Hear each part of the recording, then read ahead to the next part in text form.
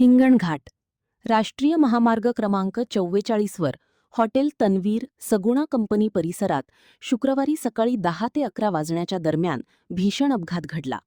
भरधाव टिपरने दुचाकीला जोरदार धडक दिल्याने पती पत्नी आणि चिमुकली मुलगी अशा एकाच कुटुंबातील तिघांचा जागीच मृत्यू झाला.